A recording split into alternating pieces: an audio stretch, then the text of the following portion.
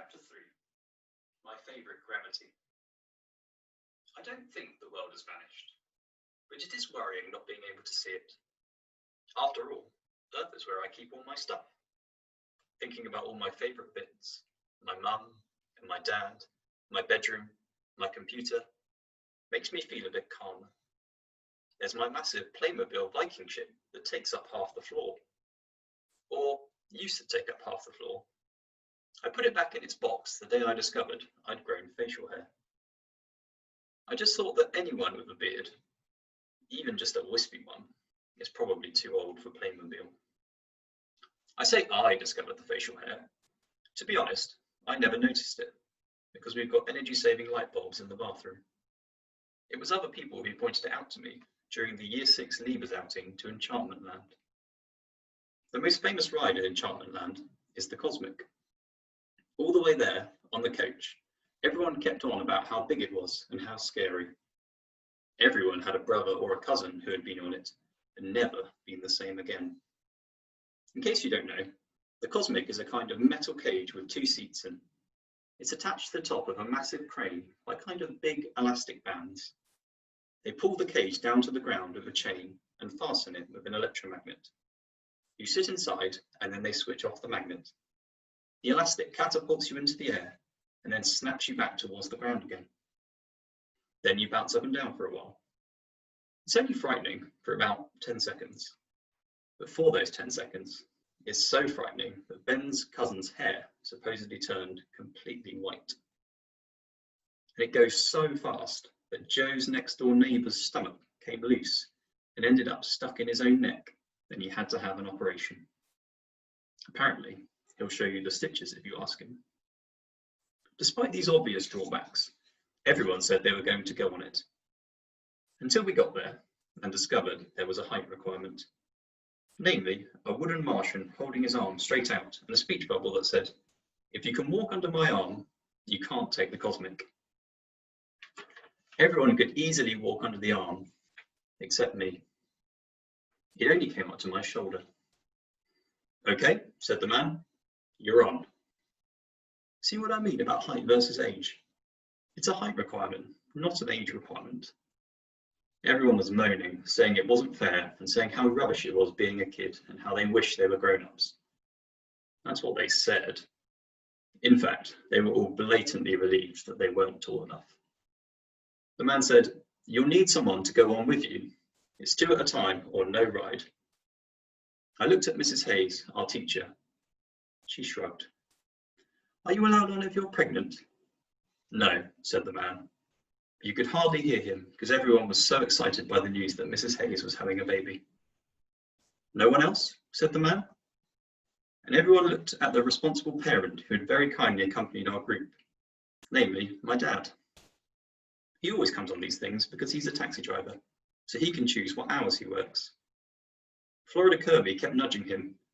"Go on, Mr. Digby, go on. My dad would do it if he was here. My dad's dead brave." She more or less shoved him past the Martian and up the ramp. The man waved us into the cage and fastened us both in. I remember Dad saying, "Has anyone ever died on this?" And the man glared at him. "No," he said. "No one has ever died on my ride." "Only asking," said Dad. Then the man shut the door of the cage, looked at us through the bars, and said, "But there's always a first time." If we'd said, "Let me out," then it wouldn't have done any good, because straight away this incredibly loud music started up and dry ice fog came pouring into the cage and the lights were bouncing around us. They really believed in a big build-up. Dad gripped my hand and shouted, "Don't be scared, Liam." Before I could say, "I'm not scared," something went bang and we were rocketing through the air. There's a horrible crushing feeling, like a big fist squeezing you into a ball. Then, at the top, it just lets go of you and you feel lighter than air and not scared of anything at all, as though all the fear had been squeezed out of you. The second bounce was nearly as high as the first, but it wasn't even a bit frightening. We sat there, the 2 of us, laughing madly while we waited for the elastic to calm down. We bounced 5 more times. When we got off, I was tingling all over, and everything around me looked sort of more in focus than usual. Everything was crisper and brighter. The boys were all hanging around the wooden Martian, shouting and yelling and cheering. The girls were still hanging around Mrs. Hayes, asking her about the baby. I realised we'd only been up there for about 2 minutes. Florida Kirby said, "Are you going to be sick?" No. Julie Johnson was sick on the ghost train. She seemed to think that if I knew this, I might agree to be sick just to fit in. Florida Kirby is obsessed with 2 things: celebrities and being sick. Give her a sick celebrity and she's in heaven. I said, "That was golden. Can we do it again?" Dad said, "Not with me, you can't."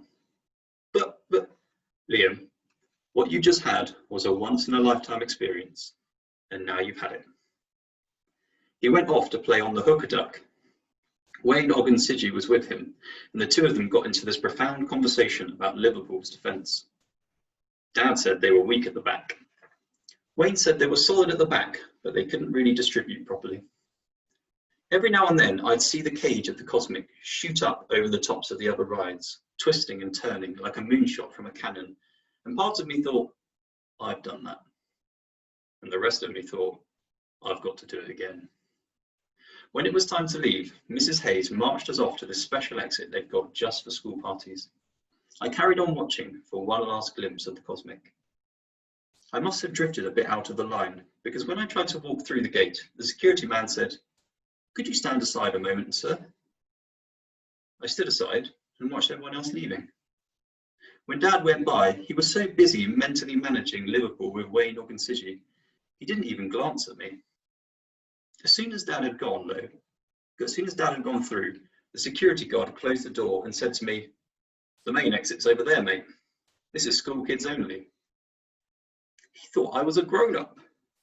People always think I'm older than I am, but no one had taken me for an actual grown-up before. I could have said, "I am a school kid. Please let me out." Or I could have said nothing and seized the opportunity to have another go on the Cosmic. So I did have 2 options, but somehow, in my head, they dwindled down to 1. I went straight back to the Cosmic. The man in charge spotted me hanging around and said, "Didn't your mate like it?" My mate? I realised he was talking about my dad. "You know, you can do me a favour if you like. Help me plug the gaps." "What gaps?" "Well, I like to keep the ride busy. It doesn't look too tempting, the cage just standing there. A lot of people chicken out at the last minute. I like to have someone who can step in from time to time." I said, "Sure," in a grown-up kind of voice, and stood by the cage. That afternoon, I did the Cosmic with a boy whose mum was too scared to take him, a teenager who was doing it for a dare, someone whose girlfriend was too fat for the seat, and 4 others. 8 goes in all. The man said I must have a highly developed centre of gravity. Every single time, I got the same crispy New World feeling. It never wore off. According to the man, the Cosmic generates 4G on the way up. That's 4 times the gravitational force exerted by the Earth. 4G is enough to make you appreciate how comfy normal gravity is. I used to have it set at 5G, but people kept passing out, which wasn't good for business. You do have to feel sorry for anyone who lives on a high gravity planet all the time. That must be really hard work. Afterwards, the man bought some hot dogs and chips, and we ate them in the cage, dangling gently from a piece of elastic high above the fair. You could see all the rides laid out like a model village, and sometimes a seagull went right past us. Finally, I spotted Dad walking quickly past the funhouse. I shouted, "Taxi! Taxi!" which usually works. He looked everywhere but up. It was ages before he saw me. I suppose if you're looking for me now, Dad, you're doing the same thing. Looking everywhere but up in space. It was a laugh watching you then. But when we got back to the ground, you weren't amused. "Where the hell have you been? We counted you out of the exit. People swore they saw you on the bus. We were halfway to Bootle before we realised you weren't with us." "I've been here. I was here the whole time, wasn't I, mister? Yeah, said the man in charge. And what's your problem anyway, mate? I'm not your mate. I'm his dad. You look a bit young to be his dad. He's 11. What? He's just unusually tall. It's not his height, it's his beard. And that was the first mention of the premature facial hair. The dad said, Liam, coach. Everyone cheered and clapped when I finally got on the coach. I sat by the window and tried to get a look at my new facial hair reflected in the glass. I could just make out little wisps of brown candy floss. I said, how did they get there? Do you think the extra gravity might have squeezed them out of my face? Randomly, this made my dad really furious.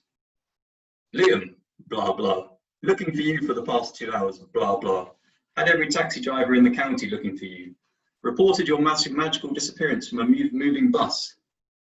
I wasn't on the bus, your magical disappearance from a moving bus to the police. No. And then I find you cheerfully waving and eating chips on a fairground ride. How do you think I feel about that?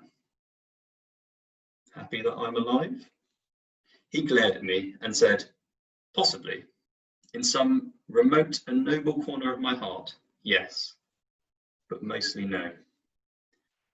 Then he said, you should know better, big lad like you. That's the thing about parents. If you go missing, they worry that you might be dead. Then, when they find you, they want to kill you. Dad was furious because while he'd been worrying himself sick, I hadn't been worried at all. Why wasn't I worried? Because I knew he'd come back for me. I never thought for a minute that he wouldn't. When you're a kid, you think your dad can do anything.